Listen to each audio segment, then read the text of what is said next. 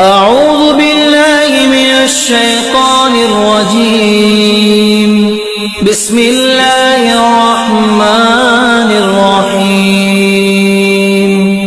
معزز سامعین گرامی قدر، رمضان اپنے ساتھ رحمتوں کو، برکتوں کو لے کے آیا۔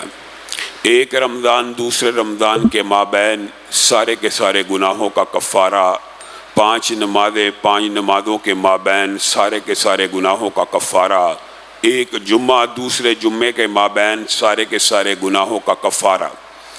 اسی طرح رمضان میں کرنے والے بعض اعمال ایسے ہیں جو انسان کے گناہوں کا کفارہ بن جاتے ہیں۔ ایک ہے توبہ انسان کرتا ہے، نادم ہوتا ہے، گناہوں کا کفارہ بن جاتا ہے۔ لیکن آج جس عمل کی طرف آپ کی توجہ مبذول کرانی ہے، اس کا رمضان کے ساتھ، سنت نبوی کے ساتھ بڑا گہرا تعلق ہے۔ رسول اللہ صلی اللہ علیہ وسلم رمضان سے قبل اس عمل کو شروع کر دیتے تاکہ رمضان کے اندر جا کے اس عمل کی جو ٹریننگ ہے، بنیادی طور پر یہ آپ کے لیے ہے۔ رسول اللہ صلی اللہ علیہ وسلم کے یہ جتنے اعمال ہیں آپ لوگوں کو سمجھانے کے لیے ہیں۔ اور جب رمضان آتا تو آپ آندھی اور طوفان سے بڑھ کر اللہ رب العزت کی بارگاہ میں خرچ کرنا شروع کر دیتے۔ اللہ رب العزت نے اس خرچ کی مثال قرآن پاک میں بڑی عمدگی سے سمجھائی ہے، جس آیت مبارکہ کو آپ کے سامنے تلاوت کی ہے کہ مَثَلُ الَّذِينَ يُنْفِقُونَ أَمْوَالَهُمْ فِي سَبِيلِ اللَّهِ كَمَثَلِ حَبَّةٍ أَنبَتَتْ سَبْعَ سَنَابِلَ فِي كُلِّ سُنبُلَةٍ مِّائَةُ حَبَّةٍ وَاللَّهُ يُضَاعِفُ لِمَن يَشَاءُ وَاللَّهُ وَاسِعٌ عَلِيمٌ۔ آپ کسی پھل والے کے پاس جائیں، کسی دکاندار کے پاس جائیں، آپ اس کو 500 روپیہ دیں، 1 روپے کی شاپنگ کی، وہ آپ کو 499 واپس کرے گا۔ 10 روپے کی شاپنگ کی، 490 واپس کرے گا۔ آپ اس کو کوئی پیسہ دیں اور 10 یا 20 کی شاپنگ کریں، کیا آپ کو اس بارے میں کوئی ڈاؤٹ ہوتا ہے کہ یہ میرا 480 واپس نہیں کرے گا؟ کوئی ڈاؤٹ ہوتا ہے؟ کوئی امکان بھی ہوتا ہے کہ یہ میرے پیسے واپس نہیں کرے گا؟ ایک مخلوق، ریڑی والا ہو، سبزی والا ہو، پھل والا ہو، آپ اس کو پیسے دیتے ہیں، جتنے کی شاپنگ کرتے ہیں آپ کو پورے کا پورا یقین اور اعتماد ہوتا ہے کہ یہ باقی پیسے واپس کرے گا۔ تو کیا اللہ احکم الحاکمین، جس سے زیادہ سچا کوئی نہیں ہے، وہ آپ سے ایک وعدہ کر رہا ہے کہ آپ مجھے 1 روپیہ دیجئے۔ اللہ کہہ رہا ہے کہ مجھے 1 روپیہ دیجئے، میرے رستے میں 1 روپیہ لگا دیجئے، میں 10 کر کے نہیں، 20 کر کے نہیں، 100 کر کے نہیں، کم از کم 700 کر کے واپس لوٹاؤں گا۔ آپ کو اللہ کے اس کہنے کے اوپر شک کیوں ہے؟ شک ہے۔ ایک عام دکاندار، اس کو آپ 5000 کا نوٹ بھی اس امید پہ دے دیتے ہیں کہ 100 کی شاپنگ کی ہے، باقی پیسے مل جائیں گے۔ اور اللہ کہہ رہا ہے کہ مَثَلُ الَّذِينَ يُنْفِقُونَ أَمْوَالَهُمْ فِي سَبِيلِ اللَّهِ كَمَثَلِ حَبَّةٍ أَنبَتَتْ سَبْعَ سَنَابِلَ۔ میرے رستے میں پیسہ خرچ کرنے کی مثال اس دانے جیسی ہے جو زمین میں بویا جاتا ہے، پھر اس سے ایک پودا نکلتا ہے، پھر اس سے اوپر 7 ڈالیاں کھلتی ہیں، ہر بالی کے اندر 100 دانے ہوتے ہیں، اور واللہ یضاعف لمن یشاء، اور اللہ چاہے تو ایک دانے سے 700 سے زیادہ دانے پیدا کر سکتا ہے۔ اور اللہ تعالیٰ وسیع حکمت والا ہے، اور متعدد احادیث اس بات کے اوپر دلالت کرتی ہیں کہ حقیقت میں یہ 1 روپیہ 700 روپے سے ضرب دے کر دنیا کی کوئی اور نیکی جو ہے وہ 10 سے ضرب دی جاتی ہے، 20 سے دی جاتی ہے، لیکن 700 سے ضرب دینے کی ابتدا صدقے جیسی نیکی کے حوالے سے ہے۔ اور کیوں ہے؟ رسول اللہ صلی اللہ علیہ وسلم کی وہ احادیث آپ کے ذہن میں نہیں ہے کہ رسول اللہ صلی اللہ علیہ وسلم نے کہا آگ سے بچو، آگ سے بچو، کل قیامت کے دن جہنم تمہارے چہروں کے سامنے لا کھڑی کر دی جائے گی، آگ سے بچو، چاہے کھجور کا ایک دانہ دے کر۔ یہ حدیث سنی، سمجھ نہ آئی، چاہے کھجور کا ایک دانہ دے کر آگ سے بچا جائے۔ کیا آگ جہنم جو اتنی وسیع و عریض ہے، جو چہرے کے سامنے لا کھڑی کر دی جائے گی، ایک کھجور کا دانہ اس آگ سے بچا دے گا؟ ہاں، محدثین نے کہا ہے کہ جو صدقہ تم کسی غریب کے منہ میں ڈالتے ہو، جو صدقہ، جو پیسہ کسی کو دیتے ہو، جو پیسہ اللہ کے راستے پہ خرچ کرتے ہو، وہ اس جگہ جانے سے پہلے کہاں جاتا ہے؟ اللہ رب العزت کے ہاتھ میں جاتا ہے، اللہ رب العزت کے ہاتھ میں جاتا ہے۔ تم نے تو پیسہ دیا بندے کو، لیکن اس بندے کو جانے سے پہلے کہاں پہنچ گیا؟ اللہ رب العزت کی بارگاہ میں۔ اب کھجور سے جو بچنے کی حدیث ہے، شاید آج آپ کو سمجھ آ جائے۔ وہ کھجور کسی غریب کے، کسی افطاری یا سحری کرنے والے کے منہ میں جانے سے پہلے کہاں پہنچ گئی ہے؟ اللہ رب العزت کی بارگاہ میں۔ رسول اللہ صلی اللہ علیہ وسلم نے فرمایا، پھر اللہ رب العزت بعض صدقوں کو اتنا بڑھاتا ہے، اتنا بڑھاتا ہے، جس طرح تم گھوڑے کا بچہ ہو، بھینس کا بچہ ہو، مفہوم رکھ رہے ہو، بکری کا بچہ ہو، اس کو پالتے ہو، پرورش کرتے ہو، ایک دن آتا ہے لمبا چوڑا پورے کے پورے گھوڑے جتنا ہو جاتا ہے، پورے کے پورے بھینس جتنا ہو جاتا ہے۔ اللہ رب العزت خلوص نیت سے صدقہ کی ہوئی ایک کھجور کو اتنا بڑھاتے ہیں، اتنا بڑھاتے ہیں، اتنا بڑھاتے ہیں کہ کل قیامت کے دن انسان اپنی ایک نیکی کو دیکھے گا، وہ کہے گا اے اللہ یہ نیکی تو میں نے کی نہیں، یہ نیکی احد پہاڑ سے بھی زیادہ لمبی اور چوڑی کیسے ہو گئی؟ کہا یہ وہی ایک کھجور کا دانہ ہے جو تیرے رب نے اپنے ہاتھوں سے وصول کیا اور اس کی بڑھوتری کرتا رہا، اس کی پرورش کرتا رہا۔ یمحق اللہ الربا ویربی الصدقات، اللہ تعالیٰ صدقے کو پروان چڑھاتا ہے، ایک کے ساتھ کم از کم 700 تو آپ کو ملنا ہے۔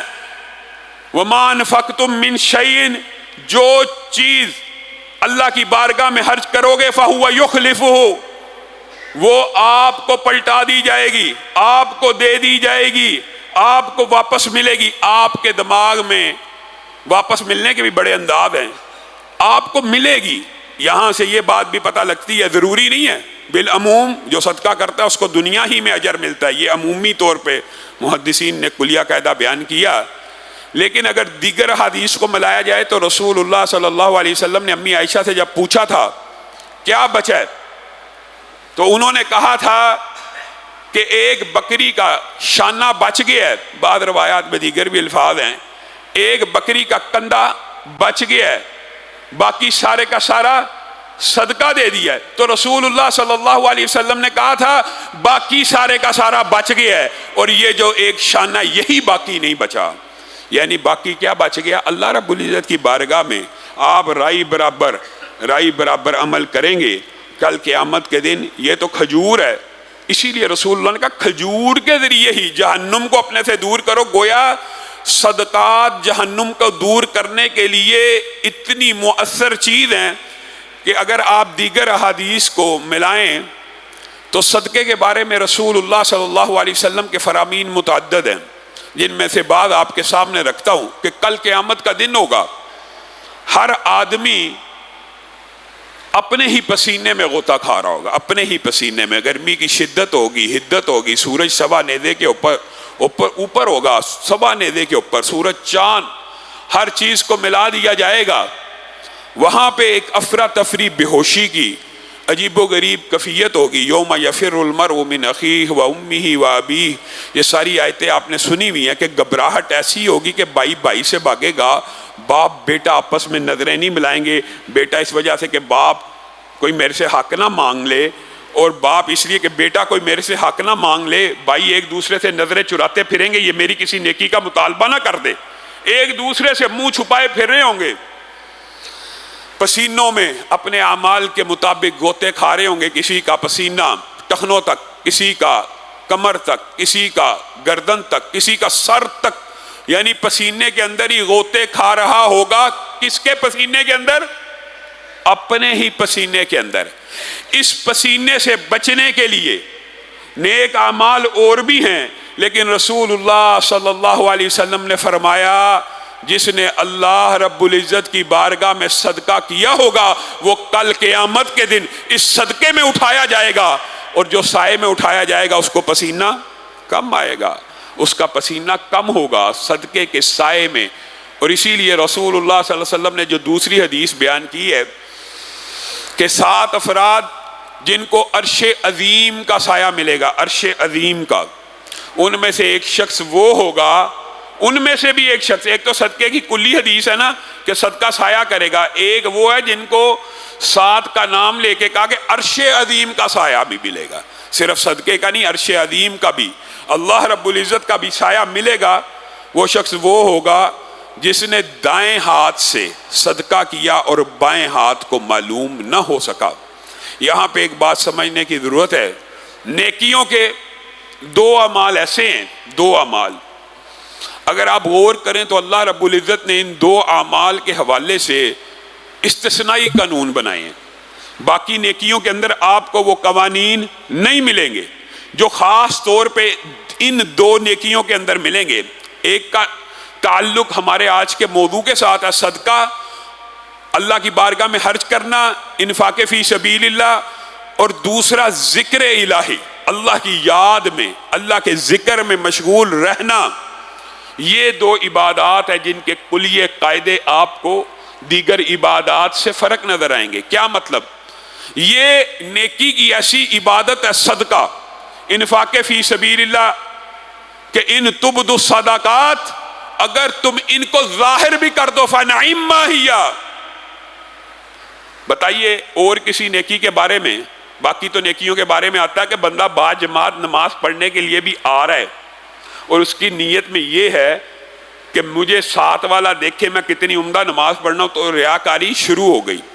اور یہاں پہ اللہ رب العزت کہہ رہا ہے کہ جو اعلانیہ اپنے صدقات کو ظاہر کر کے بھی دیتا ہے، یہ بھی اللہ رب العزت قبول فرما لیتے ہیں۔ ظاہر کر کے دینے والے کا بھی، یہ اعلانیہ اور سرم و علانیتاً کا جو لفظ قرآن پاک میں آیا وہ اسی لیے آیا ہے کہ یہ ایک ایسی نیکی ہے کہ جس کا استثناء اللہ نے بیان کیا ہے، یہ پوشیدہ بھی ہوگی اور اعلانیہ بھی ہوگی۔ اور اعلانیہ کی جو حکمتیں ہیں وہ محدثین نے بڑی طویل بیان کی ہیں کہ اعلانیہ نیکی یہ ایسی ہے کہ جب کوئی بندہ اس کو اعلانیہ کرتا ہے تو اللہ رب العزت نے اس نیکی کے اندر اتنی خوبصورتی پیدا کی ہے کہ اعلانیہ کر دینے کے باوجود لوگوں کے دل میں اس نیکی کے کرنے کا خیال آ جاتا ہے۔ اسی لیے حدیث میں آتا ہے کہ 2 افراد جن کے ساتھ حسد بمعنی رشک جائز ہے، ان میں سے ایک شخص وہ ہے کہ جس کو لوگ دیکھیں کہ وہ اللہ کے راستے میں خرچ کر رہا ہے، صبح بھی خرچ کر رہا ہے، شام بھی خرچ کر رہا ہے، دن بھی خرچ کر رہا ہے، رات بھی خرچ کر رہا ہے۔ اور دوسرا پھر وہی ذکر الہی، اور یہی وہ نیکی ہے جس کے حوالے سے استثنائی قانون ایک اور موجود ہے۔ جس طرح فرض نماز کے باوجود بھی اللہ رب العزت نے ذکر الہی کی تلقین کی ہے اور نفلی ذکر چھوڑنے کی بھی وعید کی ہے، اسی طرح یہ واحد نے کی ہے دوسری کہ جس کو فرض زکوٰۃ کے علاوہ بھی چھوڑ دینے کے اوپر وعیدیں موجود ہیں۔ اور یہ بات بھی میں اپنی طرف سے نہیں کہہ رہا، رسول اللہ صلی اللہ علیہ وسلم کی مشہور حدیث ہے، شاید آپ کے سمجھ میں آ جائے، سنی آپ نے ضرور پہلے ہوگی۔ آسمان سے جب بھی سورج طلوع ہوتا ہے، آسمان سے 2 فرشتے نازل ہوتے ہیں۔ جب بھی سورج طلوع ہوتا ہے، یہ جو لفظ ہے نا، جب بھی سورج طلوع ہوتا ہے یا جب بھی صبح ہوتی ہے، جب بھی دن چڑھتا ہے، اس کے اوپر اگر آپ غور کریں تو آپ کو سمجھ آ جائے گی کہ ہر وقت ہر لمحے میں سورج کہیں نہ کہیں طلوع ہو رہا ہوتا ہے۔ ہر لمحہ ہر وقت کسی نہ کسی ملک میں دن چڑھ رہا ہوتا ہے۔ گویا یہ 2 فرشتے آپ کے اور میرے لیے یہاں سورج طلوع ہوا تو ندا کر رہے ہیں، ندا دے رہے ہیں، لیکن حقیقت میں ہر جگہ اگر 24 گھنٹے کہیں سورج طلوع ہو رہا ہے تو 24 گھنٹے ہی یہ فرشتے ندا دے رہے ہیں، اللہم۔ اور یہاں پہ آپ نے غور کرنا، یہ فرشتے کس کے حکم سے نازل ہوئے ہیں؟ کس کے حکم سے نازل ہوئے ہیں؟ اللہ کے۔ وہ لا یسبقونہ بالقول، وہ اپنی مرضی سے بولتے ہی نہیں، لا یعصون اللہ ما امرہم، وہ اپنی مرضی سے کوئی کام کرتے ہی نہیں۔ کس کے حکم سے بولتے ہیں؟ اللہ کے۔ کس کے حکم پہ نازل ہوتے ہیں؟ اللہ کے۔ اور دعا کس سے کر رہے ہیں؟ اللہ سے۔ اب اس دعا کی قبولیت میں کوئی شبہ اور شک ہو سکتا ہے کہ اللہ نازل کر رہے ہیں اور اللہ ہی ان کو کہہ رہے ہیں دعا کرو، اور اللہ تعالیٰ ان کی دعا قبول نہیں کرے گا؟ اللہ تعالیٰ خود ان کو نازل کر رہے ہیں، اللہم آتی منفقن خلفا، اللہم آتی منفقن خلفن، اے اللہ ہر روز اس لیے میں آپ کو کہتا ہوں کہ نفلی صدقے کے اعتبار سے بھی کوئی اور نیکیاں ان دو نیکیوں کے علاوہ نہیں ہیں کہ جن کو چھوڑنے کی بھی وعید ہو. ہر روز آسمان دنیا پہ اترتے ہیں، زمین پہ نازل ہوتے ہیں جہاں سورج طلوع ہو رہا ہے، کہتے ہیں کہ اے اللہ اس کو عطا کر جو لوگوں کو دے رہا ہے، اس کو عطا کر جو لوگوں کو دے رہا ہے، اس کو تو دے جو لوگوں کو دیتا ہے، اس کو تو دے جو تیرے راستے میں خرچ کرتا ہے. اللہم آتی ممسکن تلفن. اور دوسرا فرشتہ کیا کہہ رہا ہے؟ ایک فرشتہ سارا دن یہی دعا کر رہا ہے، سارا دن یہی دعا کر رہا ہے، اللہ اس کو دیتا چلا جا. اگرچہ سورج طلوع ہونے کے ساتھ اپنے اپنے ملک کے اعتبار سے کر رہا ہے، لیکن جیسے کہا 24 گھنٹے سورج طلوع ہو رہا ہے کہیں نہ کہیں، تو ہر وقت یہ دعا کر رہا ہے اللہ اس کو دے جو تجھے دے رہا ہے. اللہ اس سے روک لے، اللہ اس سے روک لے، اس کا مال تلف کر دے جو اپنے مال کو لوگوں سے روکتا ہے. اللہ اس کا مال تو روک لے، اس کا مال تو تلف کر لے جو لوگوں سے اپنے مال کو روکتا ہے ہر روز. اسی لیے رسول اللہ صلی اللہ علیہ وسلم نے بھی سمجھانے میں کوئی کسر نہیں چھوڑی. رسول اللہ صلی اللہ علیہ وسلم نے کہا انفاق فی سبیل اللہ کثرت سے کرنے والا یعنی سخی اور بخیل میں ایک فرق ہے. دونوں کے ہاتھ گویا ان کی زروں سمیت ان کی گردنوں سے باندھ دیے گئے ہیں، لیکن جو انفاق فی سبیل اللہ کرتا ہے، صبح ہوتی ہے کوئی صدقہ کیا، کوئی اللہ کی بارگاہ میں خرچ کیا، کسی مسجد مدرسے کو دیا، کسی غریب کے منہ میں نوالا ڈالا، کسی کو کپڑے پہنا دیے، کسی کے ساتھ ہیلپ کر دی، یتیم کی کفالت کر دی، بیواؤں کی کفالت کر دی، اس کا ہاتھ اس کی گردن سے دور ہوتا چلا جاتا ہے اور پھیلتا چلا جاتا ہے یہاں تک کہ یہ مکمل آزاد ہو جاتا ہے. صحیح کی مثال یہ ہے کہ اس کے دل میں بھی کوئی سختی، کوئی کھچاؤ، کوئی تناؤ، کوئی بخیلی کا غلبہ نہیں آتا، بلکہ جو وہ انفاق کر رہا ہے اس کا ہاتھ کھلتا چلا جا رہا ہے، اس کا سینہ فراخ ہوتا چلا جا رہا ہے. اور بخیل کی مثال کیا ہے کہ اس کے ہاتھ اس کی گردن سے بندھے ہیں، جو ہی خرچ کرنے لگا اور ٹائٹ ہو گئے، جو ہی خرچ کرنے لگا اور ٹائٹ ہو گئے، جکڑا گیا، سینہ بھی گھٹ گیا. یہ حدیث کے الفاظ ہیں کہ خرچ کرنے کی نیت کی، ایک نے کر دیا تو سینہ کھل گیا، ہاتھ کھل گئے، دوسرے نے خرچ کرنے کی نیت کی اور روک لیا، گویا اس نے اپنے ہی سینے کو تنگ کر لیا، اپنی ہی گردن کو جکڑ لیا، اپنی ہی ذرا کو تنگ کر لیا. اس لیے حدیث کے الفاظ ہیں. بتائیے دیگر عبادات ہیں وہاں پہ شیطان انسان کو بہکاتا ہے، مانتے ہیں، لیکن آپ نے کیا کسی عبادت کے بارے میں یہ حدیث سنی ہے؟ نماز کے اندر بھی ایک خاص شیطان ہے جو وسوسے ڈالتا ہے، دیگر اعمال کے بارے میں بھی خاص شیاطین ہیں جو انسان کو ان اعمال کی طرف لے کے جاتے ہیں. بعض شیاطین تو اسپیشل اس ڈیوٹی کے اوپر لگے ہوئے ہیں کہ میاں بیوی میں لڑائی ڈالیں، گھروں کو تباہ کریں، گھروں کو بگاڑ کریں. ہیں، مانتے ہیں، مختلف امور سر انجام دے رہے ہیں شیاطین. لیکن صدقہ ایک ایسی نیکی ہے کہ ایک انسان آپ میں سے آج کہنے والا یا سننے والا آزما لے، تجربہ کر کے دیکھ لے، رسول اللہ سے زیادہ سچی باتیں کسی کی نہیں ہو سکتی. حکمت سے بھرپور، دانائی سے بھرپور، جوامع الکلم. ایک بندہ اٹھے اور 1 روپیہ خرچ کرنا شروع کرے، صرف 1 روپیہ، 10 کی بات نہیں کر رہا، 20 کی نہیں، صرف 1 روپیہ. اب تو 1 روپے کا نوٹ بھی نہیں آتا، سکے آتے ہیں. آپ 10 روپے کی مثال لے لیجئے، لیکن حدیث کے الفاظ ایک کے اوپر دلالت کرتے ہیں. 1 روپیہ آپ اللہ رب العزت کی بارگاہ میں خرچ کرنے لگیں تو آپ کے دماغ کے اوپر فوری طور پہ کیسے کیسے وسوسے آتے ہیں. میرے گھر کا بل رہتا ہے، میرے بچوں کی فیس رہتی ہے، میرے گھر کا راشن آنے والا ہے، میرے گھر کے پانی کا بل رہتا ہے، سوسائٹی کے چارجز رہتے ہیں. صرف 1 روپیہ خرچ کرنے سے پہلے آپ کے دماغ کے اوپر یہ جو متعدد اور بے شمار خیالات آ رہے ہیں، یہ کس کی طرف سے ہیں؟ رسول اللہ صلی اللہ علیہ وسلم نے فرمایا جو بندہ 1 روپیہ یعنی 1 کرنسی کی اکائی اللہ کی بارگاہ میں خرچ کرنے کی نیت کرتا ہے، اور پھر اس کو خرچ کر دیتا ہے تو وہ 70 سرکش شیاطین کے جبڑوں کو توڑ ڈالتا ہے. 70 سرکش شیاطین اس ایک نیکی سے روکتے ہیں. اس نیکی میں کیا ہوگا؟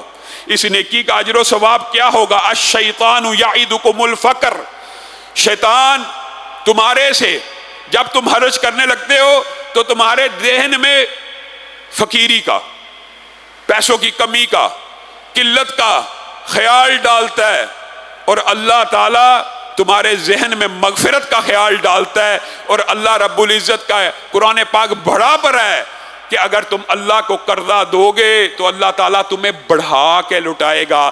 صدقہ کبھی بھی مال میں کمی نہیں کرتا. انفق یا بلال ولا تخش من ذی العرش اقلالا، بلال خرچ کر، غلام خرچ کر، اور نہ گھبرائیں اس عرش والے سے کہ وہ تیرے مال میں تو سوچتا کبھی کمی کر دے گا. یہ ایک لمبا چوڑا الگ موضوع ہے کہ مال میں صدقہ ہمیشہ اضافہ کرتا ہے. جو صدقہ کرنے والے ہیں آپ ان کا مشاہدہ بھی کر لیں، ان کے مالوں کے اندر اللہ تعالیٰ دنیا ہی کے اندر اضافہ کرتا چلا جاتا ہے. اور اسی لیے رسول اللہ صلی اللہ علیہ وسلم نے ایک عجیب فرمان ہے بیواؤں کے لیے، مفہوم مسکینوں کے لیے، یتیموں کے لیے. باغ دوڑ کرنے والے سے مراد ان کی خوراک کا فکر کرنے والا، ان کے کپڑوں کا فکر کرنے والا، ان کے لیے تگ و دو کرنے والا، اللہ کی بارگاہ میں خرچ کرنے کے لیے جستجو کرنے والا، بیواؤں اور مسکینوں کے لیے باغ دوڑ کرنے والا. کئی مرتبہ صبح کے روزے دار، جس کا صبح کو روزہ ہے، اور رات کے قیام کرنے والوں سے بھی آگے نکل جاتا ہے. رات کے قیام کرنے والوں سے اور صبح کے روزے داروں سے آگے نکل جاتا ہے. اور اس حوالے سے واقعات بے شمار ہیں، متعدد ہیں. میں رسول اللہ صلی اللہ علیہ وسلم کی انفاق کی یا صحابہ کے انفاق کی مثال دینے سے پہلے آج کے دور کی بعض مثالیں بھی آپ کے سامنے رکھنا چاہتا ہوں. لوگ ہم سے پوچھتے ہیں کہ علامہ صاحب وظیفہ بتائیے، بیماری لگی ہے، اس بیماری کا کیا علاج ہے؟ رسول اللہ صلی اللہ علیہ وسلم نے انفاق فی سبیل اللہ اور صدقے کو ایک وظیفہ بتلایا خود. داوو مرضاکم بالصدقہ، اپنی مرض کا، اپنے بیماروں کا، اپنی بیماریوں کا علاج کس سے کرو؟ صدقے سے کرو. آپ ہم سے پوچھتے ہیں کہ کیا وظیفہ پڑھا جائے، کیا کیا جائے؟ کینسر گھر میں آ چکا ہے، فلاں بیماری گھر میں آ چکی ہے، کیسے دور ہوگی؟ وظائف ہم آپ کو بتاتے ہیں، لیکن آپ نے رسول اللہ صلی اللہ علیہ وسلم کا وظیفہ نہیں سنا. داوو مرضاکم بالصدقہ، اپنے گھروں کے اندر بیماریوں کا، اپنے مریضوں کا علاج صدقے سے کرو. اور اللہ کی قسم آپ حیران رہ جائیں گے، پرانے ادوار کے واقعات بھی متعدد ہیں، لیکن عصر حاضر کا ایک واقعہ، شیخ تقی الصالح سعودی عرب میں، عرب کے ایک بڑے امام ہیں، بڑے عالم دین ہیں. ان کے بچے کو، یہ ابھی پرانا واقعہ نہیں ہے، دونوں باپ بیٹا زندہ ہیں، موجود ہیں. ان کے بیٹے کو بچپن میں ایک موذی مرض لگ گیا. ڈاکٹروں نے کہا یہ ناقابل علاج ہے. دوڑتے رہے، پھرتے رہے علاج کرانے کی. انسان اول تو اسباب کے ذریعے، عالم دین تھے حالانکہ، اسباب کے ذریعے علاج کراتا رہتا ہے. جب ڈاکٹروں نے اس کو کہا کہ اس کو لے جاؤ، یہ ناقابل علاج ہے، وہ اس بچے کو گھر لے آئے. کہتے ہیں وہ دن تھا پہلا کہ جب ہر طرف سے مایوس ہو گیا تو اچانک رسول اللہ کی یہ حدیث میری نظروں کے سامنے سے گزرنے لگی کہ اپنے مریضوں کا، اپنی بیماریوں کا علاج صدقے سے کرو. کہا میں اٹھا کہ باہر گلی میں، علاقے میں کوئی ایسا غریب آدمی ہو میں اس کو صدقہ دوں. کوئی نہ ملا. کہا باہر ایک بلی ٹہل رہی تھی، میرے دل میں خیال آیا، رسول اللہ کی متعدد احادیث اور واقعات آئے. میں گھر میں آیا، دودھ کا ایک برتن بھرا، بلی کے منہ کے سامنے رکھ دیا. بلی نے اس دودھ سے دودھ پی لیا. یہی رات، اسی رات میں سویا، میں نے خواب دیکھا ایک بھیانک سیاہ رنگ کا کوا میرے بچے کے سر کے اوپر چونچے مار رہا ہے. اور اچانک وہ بلی جس کو میں نے دودھ پلایا ہے، اس نے جست لگائی ہے اور کوے کی گردن کو پکڑ کے اس کو کھا لیا ہے. کہا صبح اٹھا تو مجھے اپنے بچے کی طبیعت میں کچھ بحالی کے اثرات نظر آئے. 1-2 دن کے بعد میرا بچہ بالکل ٹھیک ہو گیا. میں نے ٹیسٹ کروائے تو ڈاکٹروں نے کہا اللہ کی قسم ہمیں نہیں پتا تو نے اس کا کیا علاج کیا ہے, بیماری جڑ سے غائب ہو چکی ہے. یہ دور حاضر کا واقعہ ہے. کوئی پرانا باپ بیٹا زندہ ہے, ماشاءاللہ باپ عالم تھا, بیٹا بھی عالم اور حافظ بن چکا ہے. اور آپ اس حدیث, یہ تو آج کا واقعہ, آپ نے یہ احادیث ریلیٹ نہیں کی بنی اسرائیل کے ان واقعات کی طرف کہ رسول اللہ صلی اللہ علیہ وسلم نے کہا ایک شخص کنویں میں اترا. آپ کو پتا نا یہ 2 احادیث ہیں. ایک شخص کنویں میں اترا, پیاسا تھا, پانی پیا, باہر دیکھا کتا بھی اسی طرح پیاس سے ہکلا رہا ہے, اس کو بھی اپنے موزے میں پانی بھر کے پلا دیا. رسول اللہ صلی اللہ علیہ وسلم نے کہا اس عمل کی وجہ سے جنت میں چلا جائے گا. اور دوسرا واقعہ بھی صحیح حدیث کے اندر ہے, ایک عورت پیشہ کرنے والی, اس نے بھی ایک کتے کو پانی پلایا, اللہ رب العزت نے اس کے صدقے کو قبول کر کے جنت میں داخل فرما دیا. آپ بتائیے کتا ہماری امت میں یہ جو شخص اس کو اپنے گھر میں رکھتا ہے اس کی ایک قرات نیکیوں میں کمی واقع ہو جاتی ہے. ایک قرات روزانہ مائنس, سوائے حفاظت اور شکار کے رکھنا جائز نہیں ہے.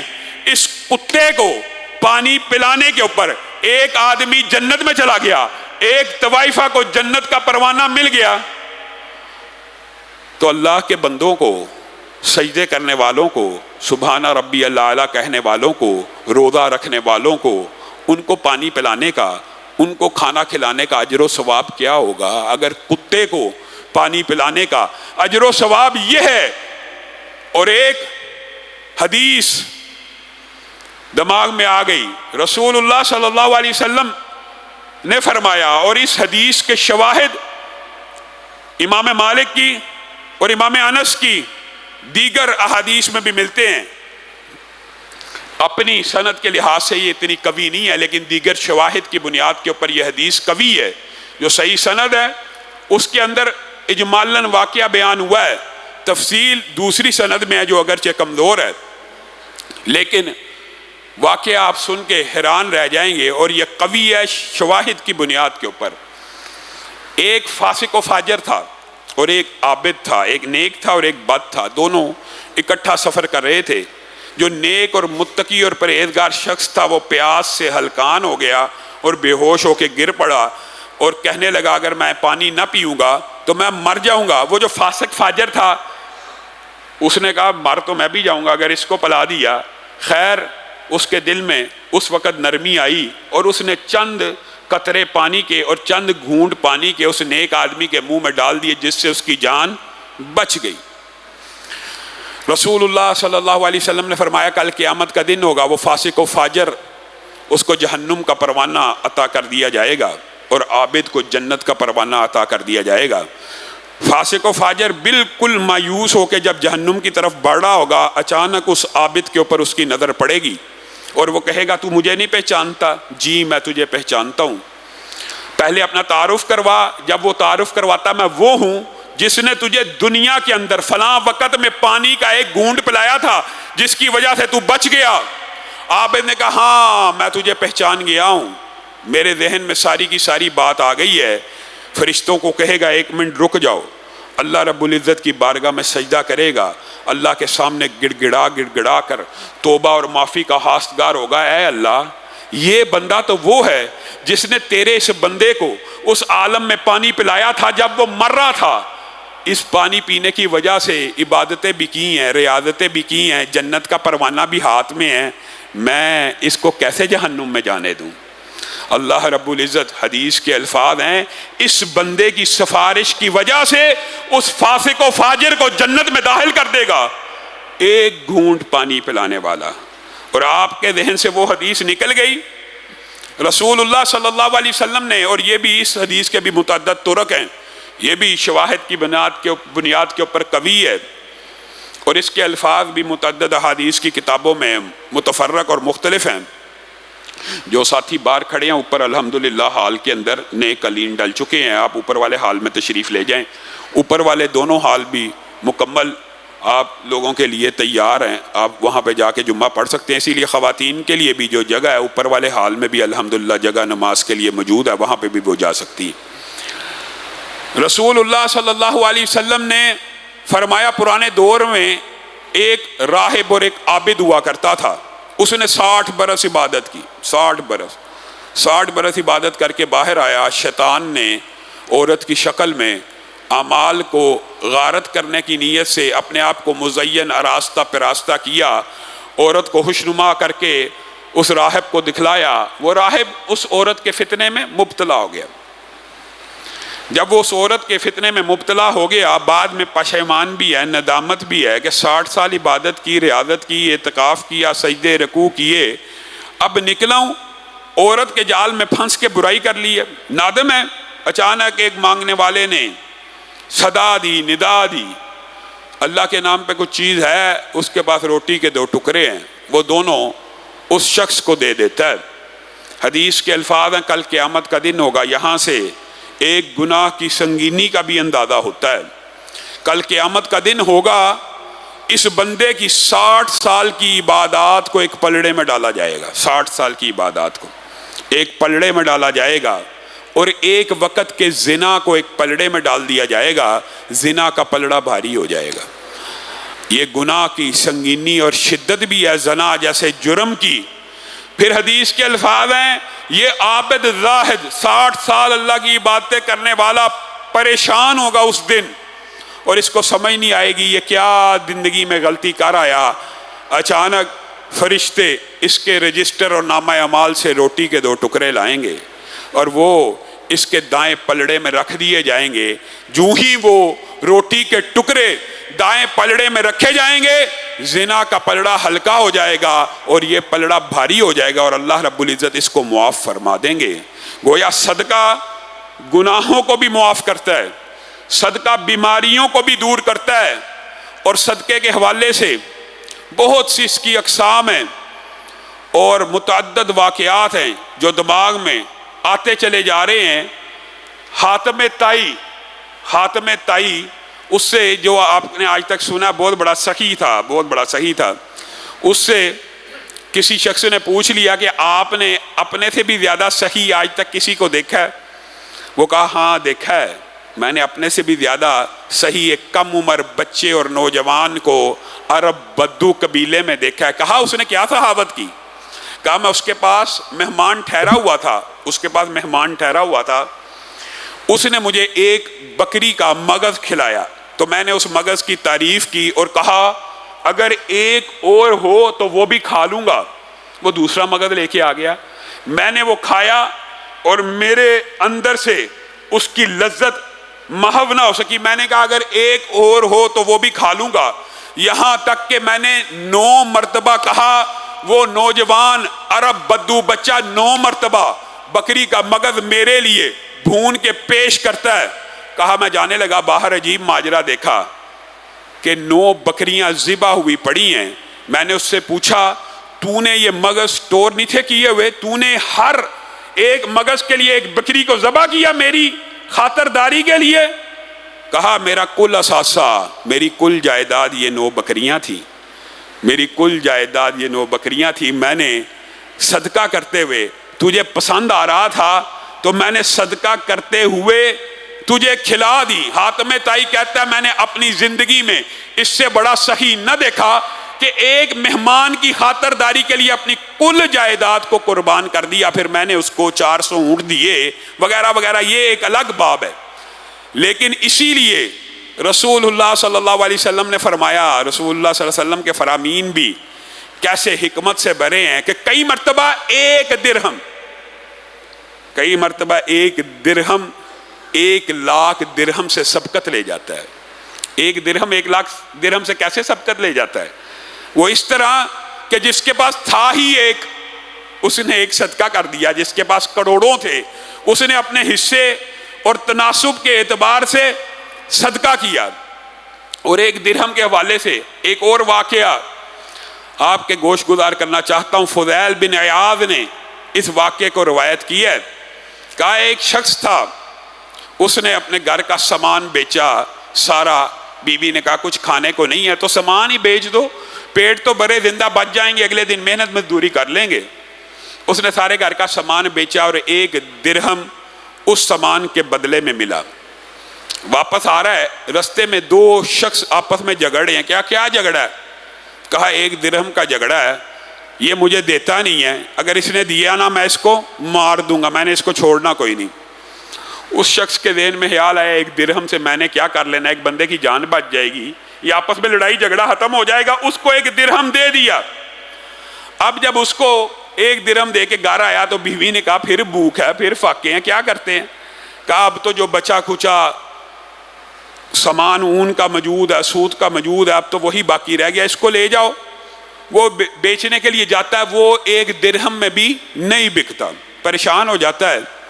ایک مچھلی فروش خالی ایک مچھلی لے کے جس میں سے بدبو آ رہی ہے، وہ کہتا ہے یہ سامان مجھے دے، یہ مچھلی میں تجھے دے دیتا ہوں، چل تیرا کچھ سالن بن جائے گا، گزارا ہو جائے گا۔ معاملہ طے پہ آ گیا، مچھلی لے کے گھر آ گیا۔ مچھلی کو بیوی نے پکانے کے لیے چولہے پہ رکھا، کھولا تو اس کے پیٹ سے 1 انڈے کے برابر موتی نکلا۔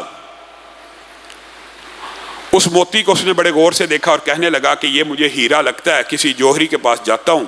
جوہری کے پاس گیا، اس نے کہا کہ یہ 40,000 درہم کا میں تجھ سے خریدتا ہوں، لیکن اگر تو چاہتا ہے 40,000 سے بھی زیادہ اس کی قیمت لگے تو فلاں جو بڑا جوہری ہے اس کے پاس چلا جا۔ اس کے پاس گیا، اس نے کہا 80,000 درہم میں خریدتا ہوں، 80,000 درہم میں، لیکن جو شہر کا سب سے بڑا جوہری اگر اس کے پاس جائے گا وہ اس کی صحیح قیمت ادا کرے گا۔ اس کے پاس گیا تو اس نے کہا پورے وطن میں میرے سے زیادہ اس کی تجھے کوئی قیمت نہیں دے گا، اور میں اس کو 1,20,000 درہم میں خریدتا ہوں۔ 1,20,000 درہم 12 بیگوں میں پیک کر کے واپس لا رہا ہے۔ گھر میں پہنچتا ہے، ایک فقیر کو دروازے پہ دیکھا، وہ صدا دے رہا ہے اور اس شخص کو کہہ رہا ہے اللہ نے جو تجھے مال عطا کیا ہے اس میں سے مجھے بھی عطا کر۔ وہ شخص کہتا ہے اللہ نے تو اتنا عطا کیا ہے کہ میں سوچ بھی نہیں سکتا، یہ 6 لفافے 60,000 درہم میں تجھے صدقہ کرتا ہوں۔ وہ آدمی درہم لے کے جا رہا ہے اور پیچھے مڑ کے بار بار دیکھ رہا ہے کہ کہیں مجھے آواز تو نہیں دیتا۔ آواز تو نہ دی۔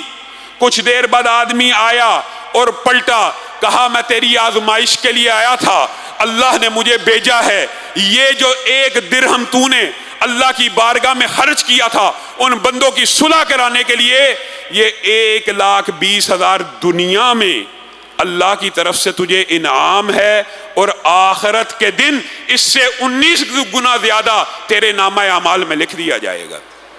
یہ وہ واقعات ہیں جو رسول اللہ صلی اللہ علیہ وسلم کے بعد کے ہیں، اور رسول اللہ کی زندگی کے، اصحاب رسول کے، ان کے جو واقعات ہیں وہ اتنے متعدد ہیں کہ رسول اللہ ایک مرتبہ نماز سے سلام پھیرتے تیزی سے دوڑتے ہوئے اندر گھر کی طرف بھاگے۔ صحابہ نے کہا یہ کیا ہو گیا، آج تک رسول اللہ ایسے تو کبھی نہیں گئے، ایسے تو کبھی ماجرا نہیں ہوا۔ تو رسول اللہ نے بتلایا گھر میں سونے کا ایک ڈلی سی پڑی تھی، اور میرے دل میں یہ خیال آیا دوران نماز ہی کہ رات ہو جائے اور محمد صلی اللہ علیہ وسلم کے گھر میں سونے کی وہ ڈلی رہ جائے، اس سے پہلے پہلے میں اللہ رب العزت کی بارگاہ میں خرچ کر لوں۔ تو میرے بھائیوں، خرچ کرنے کے بہت سے طریقے ہیں، پانی پلانا، کھانا کھلانا، کپڑے پہنانا، حتیٰ کہ رسول اللہ صلی اللہ علیہ وسلم نے فرمایا جب تک وہ کپڑا کسی شخص کے جسم پہ رہتا ہے اللہ تعالیٰ اس کو جہنم میں نہیں ڈالے گا، اللہ تعالیٰ اس کپڑے کے ذریعے اس کی حفاظت کرے گا۔ اسی طرح صدقہ صرف جہنم کی آگ کو نہیں بجھاتا، آنے والی مصیبتوں کو دور کرتا ہے۔ قبر کے اندر جس طرح صورت ملک بندے کو اپنی آغوش میں لے لیتی ہے، اسی طرح صدقہ بھی قبر کے اندر ہر آنے والی پریشانی، ہر آنے والے عذاب سے بندے کو بچاتا ہے۔ انہی صدقات کے حوالے سے انشاءاللہ اپنی گزارشات کو ہو سکتا ہے شام کے دروس میں یا اگلے جمعے میں کنٹینیو کریں، تو آپ سب ساتھی شام کے دروس کے اندر بھی شریک ہوا کریں۔ یہ جو صدقات ہیں ان کی بہت سی جہتیں ہیں، جیسے آپ کے سامنے رکھا، پانی پلانا، کھانا کھلانا، کپڑے پہنانا، یتیموں کی کفالت کرنا، حتیٰ کہ آپ حیران رہ جائیں گے، ذہن میں ایک بات آ گئی ہے، چلیں آج روزہ ہے، آج کچھ ٹائم آپ کا زیادہ لے لیتے ہیں۔